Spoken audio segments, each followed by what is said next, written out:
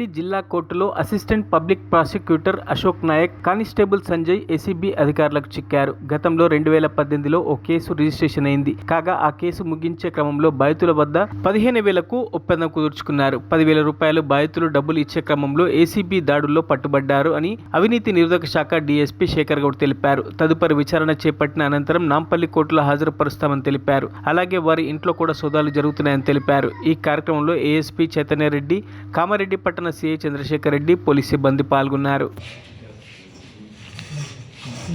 ఈరోజు కామారెడ్డి కోర్టులో ఏపీపీ అశోక్ నాయక్ గారు మరియు సంజయ్ అనే కానిస్టేబుల్ గతంలో 2018లో ఒక కేసు రిజిస్టర్ అయింది కామారెడ్డి టౌన్లో.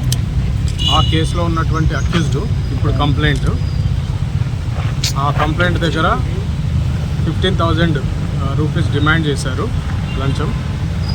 అది ఎందుకంటే అతని కేసు తొందరగా ఎండ్ చేయడానికి గాను, తర్వాత అక్విట్ చేయడానికి ఆ కేసులో 15,000 డిమాండ్ చేస్తే అతను బతిలాడితే ఒక 10,000 ఇవ్వని అని చెప్పేసి బేరం కుదిరింది వాళ్ళకి. గత వారం నుంచి అతను మా దగ్గర తిరుగుతూ ఉన్నారు.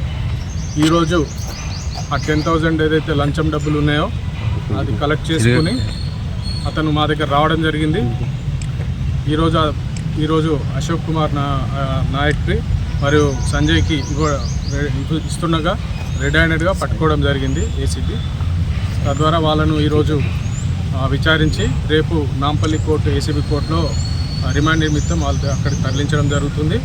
తర్వాత ఇక్కడ అధికారులు కానీ ప్రజల్ని ఇబ్బంది పెట్టేటట్టుగా లంచం అడిగితే ప్రజలు ఏసీబీని యూజ్ చేసుకొని ఏసీబీకి సమాచారం ఇస్తే ఇట్లాంటి అధికారులను పట్టుకొని రిమాండ్కి తరలించడం జరుగుతూ ఉంది.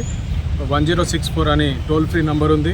తర్వాత వాట్సాప్, ఫేస్బుక్ ఇవన్నిట్లో కూడా మీకు ఇప్పుడు ఇవ్వడం జరుగుతుంది. ఇది అందరికీ ప్రజలకు తెలియజేసేటట్టు చేసి చైతన్యం చేయాలని చెప్పి కోరుతున్నాను.